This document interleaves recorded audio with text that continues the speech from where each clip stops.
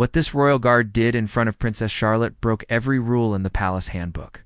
For 3 years, he had served with perfect discipline, never making a single mistake. But on this one summer morning, something happened that changed everything. The cameras captured it all. Tourists gasped in shock, and within seconds, palace security rushed to the scene. What he did next was so unexpected that even the royal family couldn't believe it.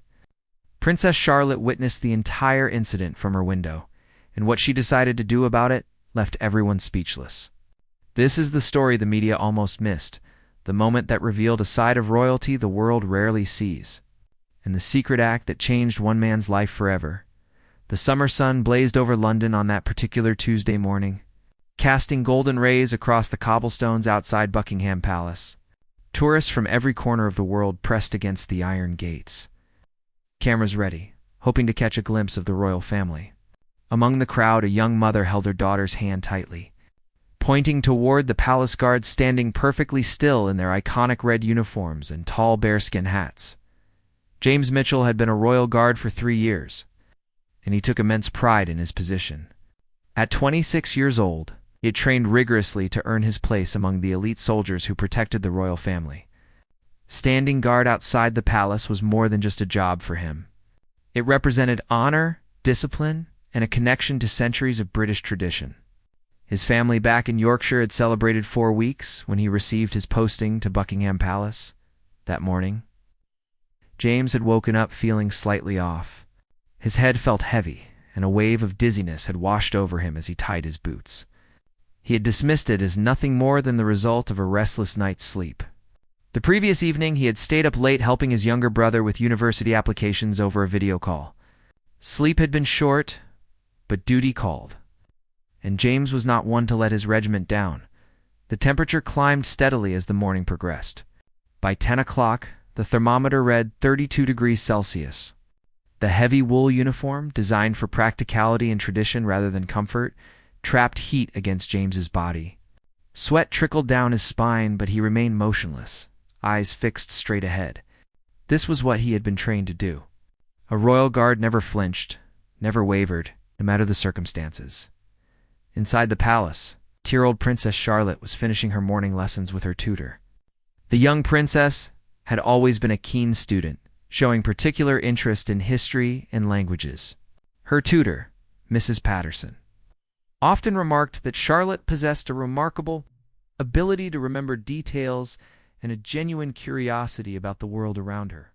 That morning, they had been studying the history of the royal guards, learning about their role and significance. Charlotte's bright blue eyes sparkled with interest as Mrs. Patterson explained how the guards stood watch for hours, protecting the royal family through rain, shine, and even snow. The princess had seen the guards countless times, but she had never truly thought about what their job demanded. As her lesson concluded, Charlotte walked to the window and gazed down at the courtyard below. Several guards stood at their posts, perfectly still, like statues carved from stone. One guard in particular caught her attention. She noticed that he seemed to sway ever so slightly, though he quickly corrected his posture. Charlotte frowned, pressing her small hand against the cool glass. Something seemed wrong. She watched for another moment, her young heart filling with concern. The guard swayed again, more noticeably this time. Outside, James felt the world beginning to tilt. His vision blurred at the edges and a ringing sound filled his ears. He tried to focus, mentally repeating the training mantras he had learned.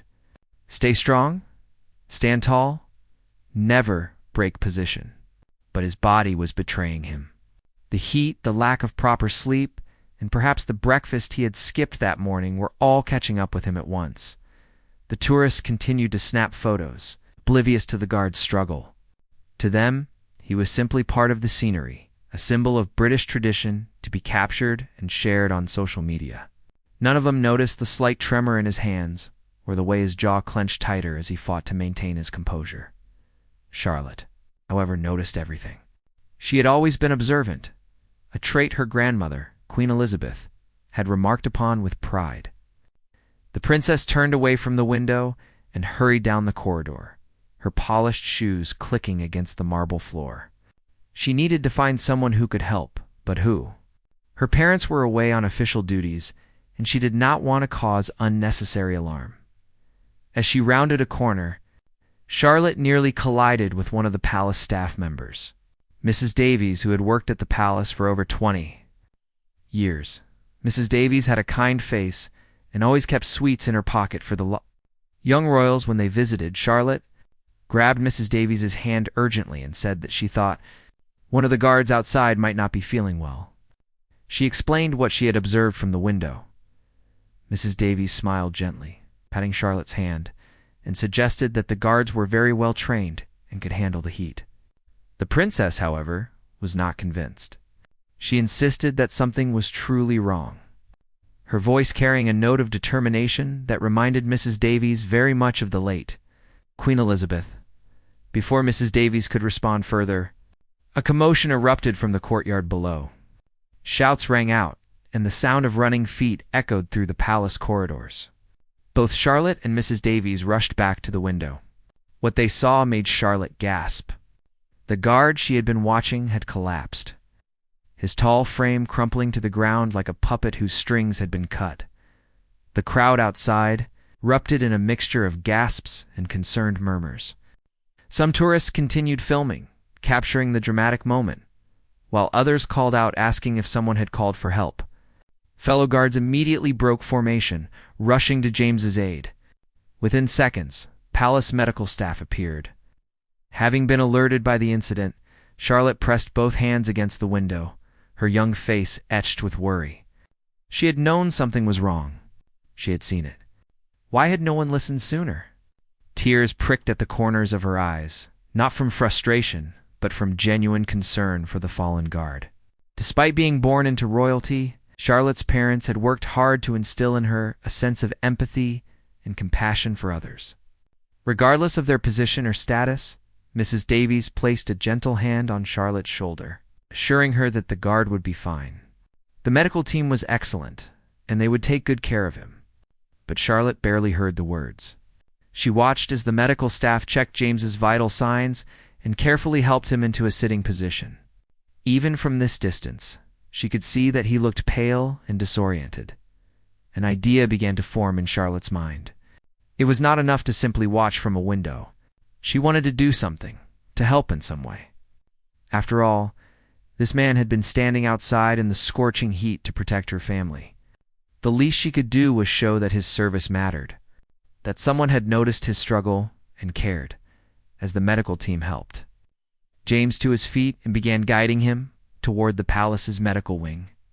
Charlotte made a decision. She turned to Mrs. Davies, with determination shining in her young eyes, and announced that she wanted to visit the guard. She wanted to make sure he was all right and to thank him for his service. Mrs. Davies hesitated. It was not standard protocol for members of the royal family, especially the children, to visit guards who had fallen ill. There were procedures, protocols, and security considerations. But looking into Charlotte's earnest face, Mrs. Davies found herself nodding. Perhaps this was exactly the kind of gesture that could make a difference.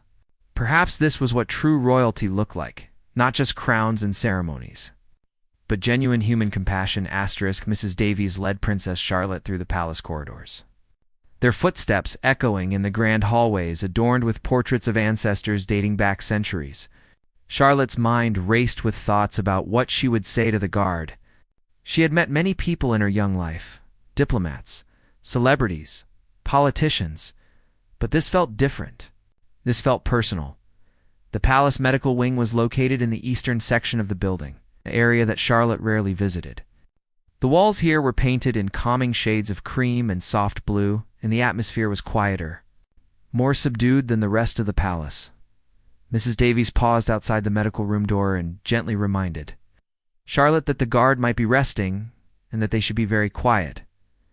Charlotte nodded solemnly, straightening her shoulders the way her mother had taught her. Even at 8 years old, she understood that representing the royal family meant carrying herself with grace and dignity. No matter the situation, Mrs. Davies knocked softly before opening the door. Inside, James Mitchell lay on a medical bed, his red uniform jacket removed, leaving him in his white undershirt. An IV drip had been attached to his arm, slowly rehydrating his body. The palace physician, Dr. Thompson, was checking his blood pressure when Charlotte and Mrs. Davies entered. James's eyes were closed, but he was conscious, his chest rising and falling with steady breaths. Dr. Thompson looked up in surprise as he recognized the young princess. He quickly straightened and bowed slightly, clearly uncertain about the protocol for this unexpected visit. Charlotte offered him a small smile before her attention turned to the guard on the bed. Her expression softened with concern as she took in his pale complexion and the exhausted lines around his eyes. James heard the movement in the room and opened his eyes. For a moment, confusion clouded his features as he tried to understand why the young princess was standing in his medical room. He attempted to sit up quickly, his military training demanding that he show proper respect to the royal family. Dr. Thompson immediately placed a gentle but firm hand on his shoulder. Instructing him to remain lying down, Charlotte stepped closer to the bed, her small hands clasped in front of her. In a soft but clear voice, she told James that she had wanted to come and see how he was doing. She explained that she had been watching from her window and had seen him standing in the hot sun. She said she had noticed that he was not feeling well even before he fell. James felt his throat tighten with emotion. In his 3 years as a royal guard, he had stood watch countless times, protected numerous royal events, and performed his duties with unwavering dedication. But never had a member of the royal family personally come to check on his well-being. He managed to find his voice and thanked the princess, apologizing for his collapse. He explained that he should have been stronger, that he had let down his regiment. Charlotte shook her head earnestly, her blonde hair swaying with the movement. She told him that he had not let anyone down. She said that standing in such heat wearing such a heavy uniform was incredibly difficult, and that everyone needed help sometimes. Her words carried a wisdom beyond her years. Reflecting the values her parents had worked hard to instill in her, Dr. Thompson explained that James was suffering from heat exhaustion and mild dehydration, but that he would make a full recovery with rest and fluids. The doctor noted that the extreme temperatures that day had caught many people off guard, and that James was actually the third person that morning to require medical attention due to the heat. Charlotte listened attentively, asking Dr. Thompson several questions about heat exhaustion and how to prevent it. She wanted to understand exactly what had happened and what could be done to ensure it did not happen to other guards in the future. Her questions impressed both Dr. Thompson and Mrs. Davies, who exchanged meaningful glances. The princess was showing genuine interest and concern, not merely making a polite courtesy visit after a few moments. Charlotte told James that she would let him rest, but that she wanted to bring him something. She explained that whenever she was not feeling well, her mother would give her something special to help her feel better. She wanted to do the same for him. Before James could respond, Charlotte turned and left the room with Mrs. Davies following close behind. James lay back against his pillow, his mind reeling from the encounter. He thought of his parents back in Yorkshire and how they would never believe what had just happened. The Princess of Cambridge had visited him, had shown genuine concern for his well-being, had spoken to him not as a distant royal figurehead, but as a real person with empathy and kindness. Charlotte hurried through the palace corridors with determined purpose.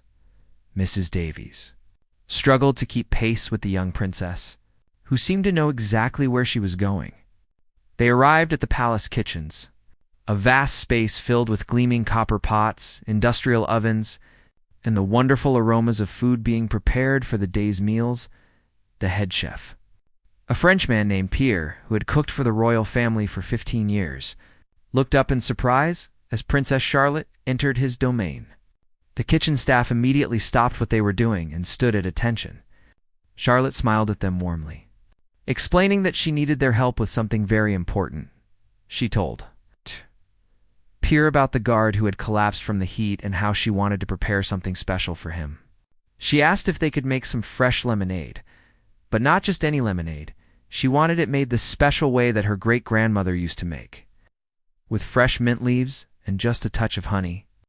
She'd remembered hearing stories about how Queen Elizabeth would sometimes prepare refreshments for staff members who had been working particularly hard. Pierre's stern chef expression melted into a warm smile. He told Charlotte that it would be his honor to prepare such a drink. He immediately set his team to work, squeezing fresh lemons, crushing mint leaves, and mixing everything with filtered water and the finest honey from the palace gardens. Charlotte watched intently, asking questions about each step of the process. While the lemonade was being prepared, Charlotte had another idea. She turned to Mrs. Davies and asked if they could also prepare a small basket of food. She reasoned that James probably had not eaten properly that morning, and that good food would help him recover faster. Mrs. Davies smiled at the princess's thoughtfulness and agreed immediately. Within 20 minutes, Pierre and his team had prepared a beautiful basket. It contained fresh sandwiches made with cucumber and cream cheese, some delicate pastries, fresh fruit carefully arranged, and a large glass bottle of the special lemonade. Everything was packed carefully in a wicker basket with a crisp white linen cloth. Charlotte thanked Pierre and his team profusely, her gratitude genuine and heartfelt. As she left the kitchen carrying the basket with Mrs. Davies's help, the kitchen staff stood watching, many of them with tears in their eyes. In that moment, they had witnessed something rare and beautiful, a young royal showing that compassion and kindness could transcend the boundaries of privilege and duty. On their way back to the medical wing, Charlotte made one more stop. She went to the palace library, a magnificent room lined with thousands of books collected over generations. She knew exactly what she was looking for. On one of the lower shelves, accessible to the younger royals, was a collection of books about British military, history, and the royal guards. Charlotte selected a particular book that she had read several times before. It contained beautiful photographs and stories about the guards throughout history, their bravery, their traditions, and their unwavering loyalty to the crown. She thought James might enjoy reading it during his recovery. She carefully added it to the basket. As they approached the medical wing once more, Charlotte paused. She told Mrs. Davies that she wanted to write a note to go with the gifts. Mrs. Davies produced a pen and a small card from her pocket, and Charlotte bent over a hallway table to compose her message. She wrote slowly and carefully, her young handwriting neat and deliberate. The note read simply that she hoped these things would help him feel better, that she was very grateful for his service. She thanked him for protecting her family and said that she thought he was very brave. She signed it with just her first name, adding a small hand-drawn flower at the bottom of the card. Mrs. Davies read the note over Charlotte's shoulder and felt her eyes well up with tears. This was not a staged royal gesture or a carefully orchestrated PR moment.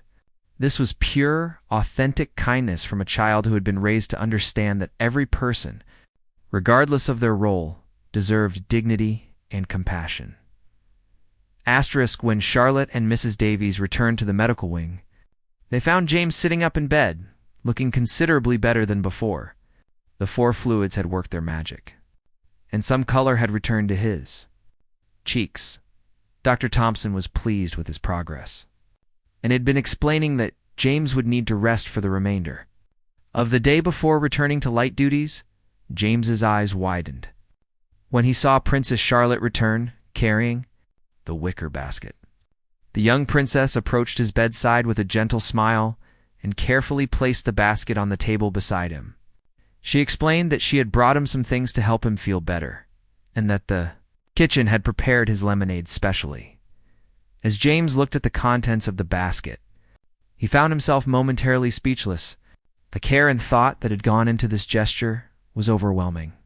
Here was the daughter of the future King of England, taking time from her day to personally ensure his comfort and recovery. It was something he had never imagined would happen in his entire career. Charlotte pointed out each item in the basket, explaining that the sandwiches were made fresh and that Pierre, the head chef, had chosen the best pastries. She lifted the bottle of lemonade and told him it was made the way her great-grandmother used to make it, fresh mint and honey. Then she pulled out the book about the royal guards and explained that she thought he might enjoy reading about the history of his regiment while he rested. James accepted the book with trembling hands. He opened it carefully, as if it were made of the most delicate glass. The pages were filled with photographs spanning decades, showing guards in various ceremonies and historical moments. He told Charlotte that this was incredibly kind of her, and that he did not know how to thank her properly. His voice cracked slightly with emotion, and he quickly cleared his throat, trying to maintain his composure. Charlotte told him that he did not need to thank her. She said that he and all the guards worked very hard to keep her family safe, and that this was just a small way to say how much it mattered. She added that she had learned in her lessons that morning about how important the guards were, and now she understood it even better after seeing what he had gone through. Dr. Thompson, who had been quietly observing the exchange, suggested that James should try some of the lemonade. He poured a glass and handed it to James, who took a careful sip. The cool, refreshing drink was perfect, not too sweet, with just the right amount of mint. James closed his eyes briefly, savoring both the taste and the moment. He told Charlotte that it was the best lemonade he had ever tasted. Charlotte beamed with pride, explaining that she had watched Pierre make it and had learned how to do it herself. She said that maybe next time she could make it for him herself, if he ever needed it again. The innocent offer made everyone in the room smile. Touched by the princess's genuine desire to help and care for others, Mrs. Davies gently reminded Charlotte that they should let James rest and recover. Charlotte nodded in understanding, but paused before leaving. She asked James what his name was. When he told her it was James Mitchell, she repeated it carefully, as if committing it to memory. She told him it was very nice to meet him properly, and that she hoped he would feel completely better very soon. James thanked her again. I think this time he managed to express his gratitude more fully. He told her that her kindness meant more to him than she could know, and that he would never forget this day. He promised that, when he returned to duty, he would serve with even greater pride. Knowing that the family he protected truly cared about those who served them. After Charlotte and Mrs. Davies left, James sat in silence for several minutes, simply processing what had happened. He poured himself another glass of lemonade and took one of the sandwiches from the basket. As he ate, he opened the book Charlotte had brought and began reading about the history of the regiment. Each page turned, revealed stories of courage, dedication, and service values he had committed himself to when he first put on the uniform. Dr. Thompson returned to check on James and found him with tears running down his cheeks, though a smile played on his lips. The doctor asked if he was feeling all right, if perhaps the heat exhaustion had affected him more than they thought. James shook his head and explained that he was fine, better than fine, actually. He was simply moved by the unexpected kindness he had received. The doctor nodded in understanding. He told James that in his 20 years working at the palace, he had witnessed many moments of royal kindness that never made the newspapers or television reports. He said that the true character of the royal family was not always seen in the grand ceremonies or official photographs, but in these quiet, private moments of genuine human compassion.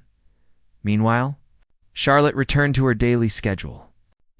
She had more lessons to attend, and that afternoon she had a music practice scheduled. But throughout the rest of her day, her thoughts kept returning to James. She wondered if he was feeling better, if he had enjoyed the food, if the book was interesting to him. She had acted on impulse, following her heart's desire to help someone in need. But now she found herself genuinely invested in his recovery. That evening, when Princess Catherine returned from her official duties, Mrs. Davies mentioned Charlotte's visit to the medical wing. Catherine listened carefully to the account, her expression thoughtful. She asked if she might speak with Charlotte privately, and Mrs. Davies arranged for mother and daughter to meet in Catherine's private sitting room. Charlotte entered the room somewhat nervously. Unsure if she had done something wrong by visiting the guard without explicit permission, Catherine gestured for her daughter to sit beside her on the sofa. She told Charlotte that Mrs. Davies had told her about what happened that day, about how Charlotte had noticed the guard struggling and had gone to help him after he collapsed. Charlotte nodded, explaining that she had just wanted to make sure he was okay and to thank him for his service. She worried that perhaps she should have asked permission first, but it had seemed important to act quickly. Catherine smiled warmly and pulled her daughter close for a hug. She told Charlotte that she was very proud of her, that showing compassion and kindness to others was one of the most important qualities anyone could have. Royal or not, Catherine explained that Charlotte had done exactly what any good person should do when they see someone in need. She said that being born into privilege came with responsibilities, And one of those responsibilities was to remember that every person deserves dignity, respect, and compassion. Charlotte's actions that day had demonstrated a deep understanding of these values. Mother and daughter talked for a while longer, with Catherine sharing stories of times when her own family had shown kindness to others in unexpected ways. She told Charlotte about the late Queen Elizabeth's many private acts of generosity that were never publicized, and about how Princess Diana had often visited people who were sick or struggling, bringing them comfort through her presence and care. Charlotte listened intently, absorbing her mother's words. She asked if it would be all right for her to check on James again the next day to see how he was recovering. Catherine considered this and agreed, suggested that, rather than visiting in person again, Charlotte might write James a letter wishing him well. This way he would have something to keep, a lasting reminder of the kindness he had received. That night, before bed, Charlotte sat at her small writing desk and composed a letter to James. She wrote about how she hoped he was feeling much better, and that the lemonade and food had helped. She told him that she had learned his name and would remember it always. She said that she thought all the guards were very important and that she was grateful for their service every single day. She ended the letter by wishing him good health and expressing her hope that the weather would be cooler for his future. Charlotte placed the letter in an envelope and wrote James's name on the front in her careful handwriting. She left it on her desk for Mrs. Davies to deliver the next morning. As she climbed into bed that night, Charlotte felt a warm sense of satisfaction. She had helped someone who needed help, and in doing so, she had learned an important lesson about what it truly meant to be a leader and a representative of the royal family in the medical wing. James finished the last of the sandwiches and carefully packed the basket's contents away. Wanting to preserve everything as a memory of this extraordinary day, he placed Charlotte's handwritten note in his wallet, deciding that he would keep it with him always as a reminder of why he served and whom he served. The book lay open on his lap, and he continued reading late into the evening. Fascinated by the stories of guards who had come before him, Dr. Thompson checked on James one final time before leaving for the night. He found his patient in good spirits, well hydrated, and showing no signs of continuing distress from the heat exhaustion. The doctor commented that James had received the best medicine possible that day, genuine human kindness and care. James agreed wholeheartedly, knowing that this day would remain one of the most memorable of his entire life. Asterisk. The following morning arrived with slightly cooler temperatures and a gentle breeze that offered relief from the previous day's oppressive heat. James woke in his quarters within the palace barracks, feeling remarkably restored. The four fluids, rest, and perhaps most importantly, the unexpected kindness he had received had worked wonders on both his body and spirit.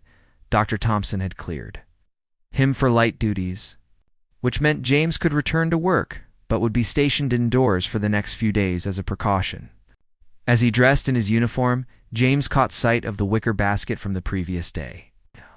Sitting carefully on his dresser, the book Charlotte had given him rested beside it, a bookmark placed where he had stopped reading the night before.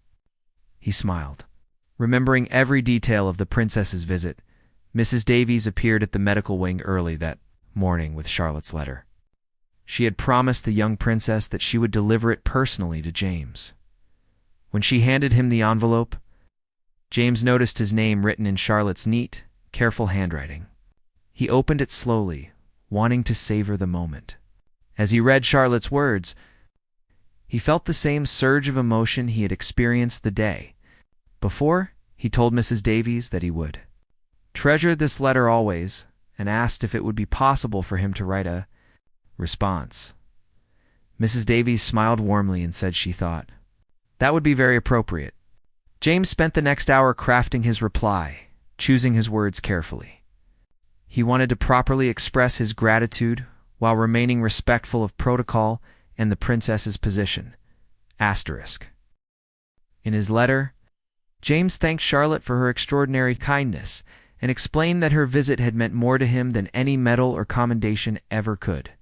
He told her that he was recovering well and felt strong enough to return to his duties.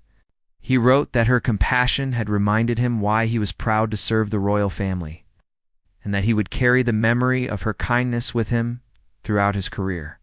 He signed the letter formally, but warmly, and entrusted it to Mrs. Davies for delivery. Charlotte received James's response that afternoon. After her lessons had concluded, she read it eagerly, pleased to know that he was feeling better and would soon return to work. She showed the letter to her mother, who read it with a knowing smile. Catherine told her daughter that James had written a very gracious letter, and that Charlotte should keep it as a reminder of the positive impact one person's kindness could have on another. The story of what had happened might have ended there. A private moment of compassion between a young princess and a royal guard, known only to those directly involved. However, fate had other plans. Several weeks after the incident, a journalist named Sarah Bennett was working on a feature story about working conditions for royal guards during extreme weather. She had been interviewing several guards and palace staff members. When she heard whispers about an incident involving Princess Charlotte, Sarah was a seasoned journalist, known for her respectful and balanced coverage of the royal family. Unlike some of her colleagues who sought scandal and controversy, Sarah was interested in authentic stories that revealed the true character of the people she covered. She approached her investigation carefully, not wanting to intrude on what had clearly been a private moment of kindness. Through careful and respectful inquiry, Sarah pieced together what had happened that hot Tuesday morning. She spoke with palace staff who had witnessed Charlotte's concern from the window, learned about the visit to the medical wing, and heard about the special basket of food and lemonade. Every person she spoke with emphasized the genuine nature of Charlotte's actions. This had not been a publicity stunt or a staged photo opportunity. It had been a child seeing someone in need and responding with pure, heartfelt compassion. Sarah knew she had discovered something special. In an age where royal coverage often focused on fashion choices, public appearances, and occasional controversies, here was a story that spoke to something deeper and more meaningful. This was a story about values, about the kind of person Princess Charlotte was being raised to become, and about the quiet acts of kindness that define true character. However, Sarah also recognized the delicate nature of the situation. If she published the story incorrectly or sensationalized it, she could potentially damage the very thing that made it special, its authenticity and privacy. She made a decision that many journalists might not have made. She reached out to the palace press office to discuss the story before publishing it.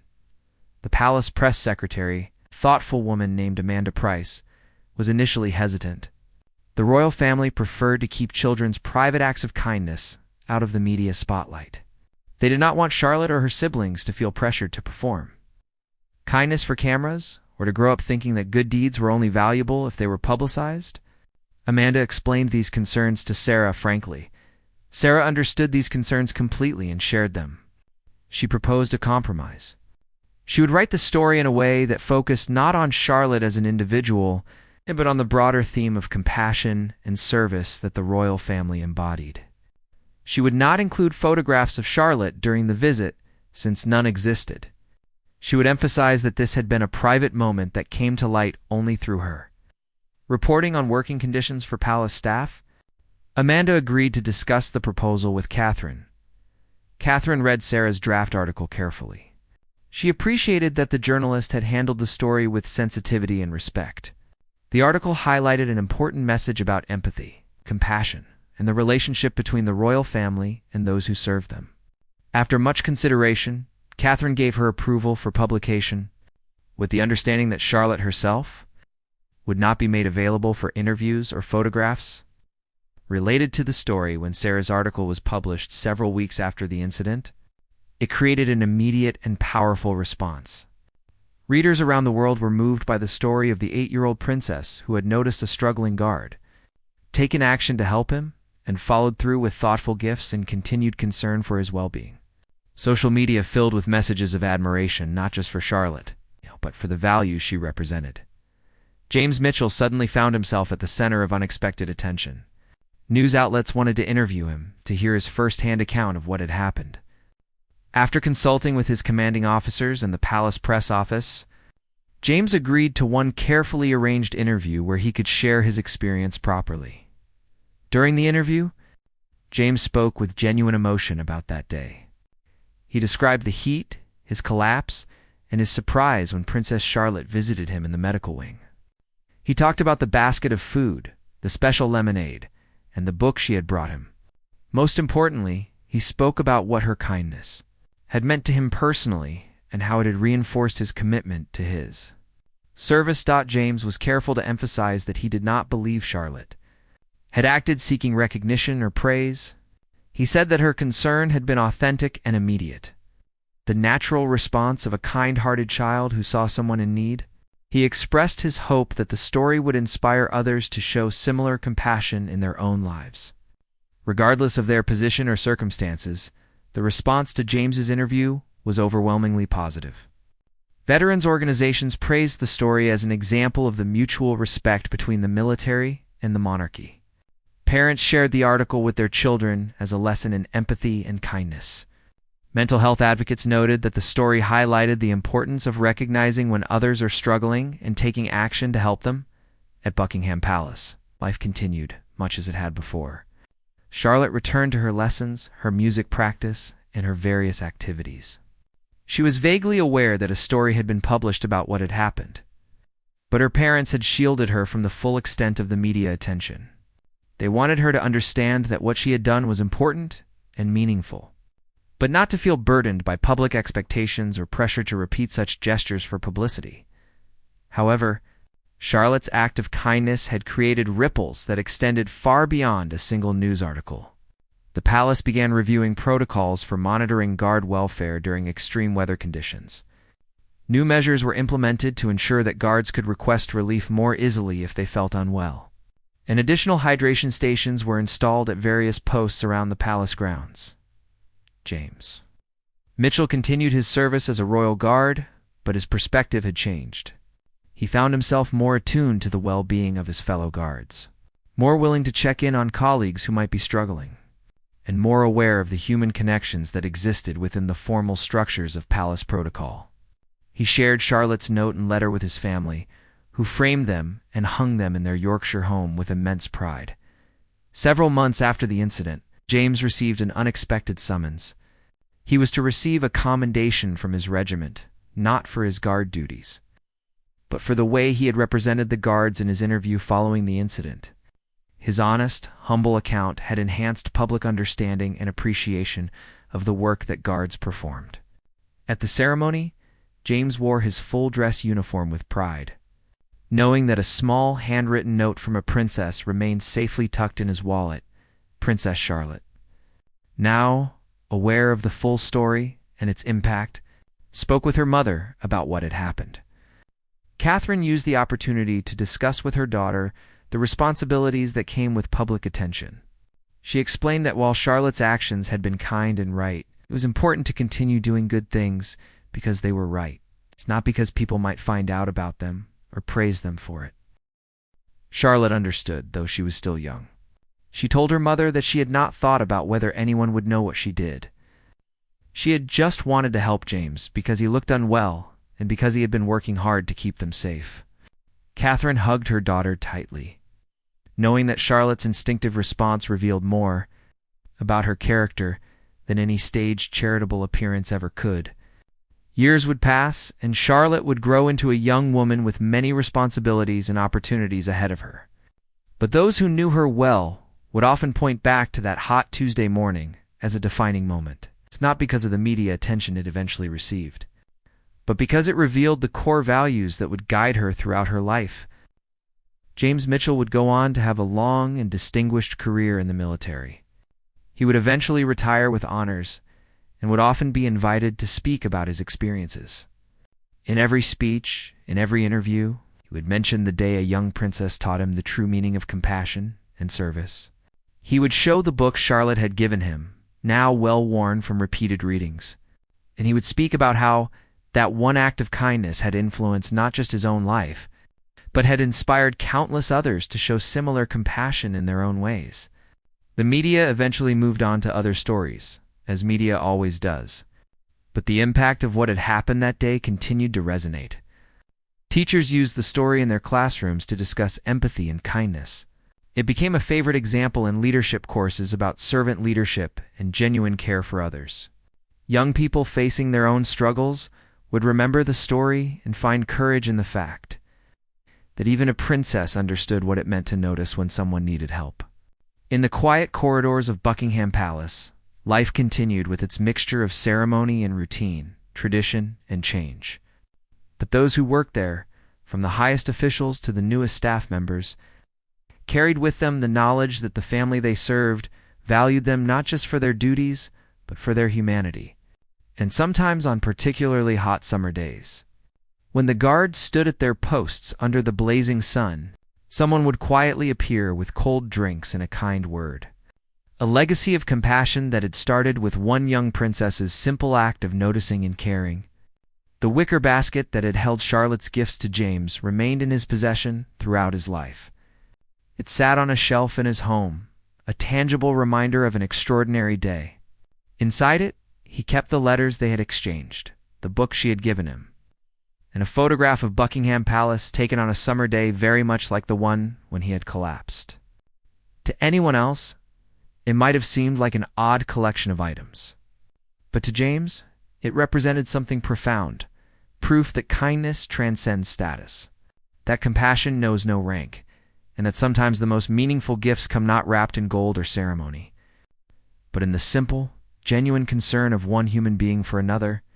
And so the story lived on, not as a media sensation or a carefully crafted PR campaign, but as a real moment of human connection that had touched hearts and changed perspectives.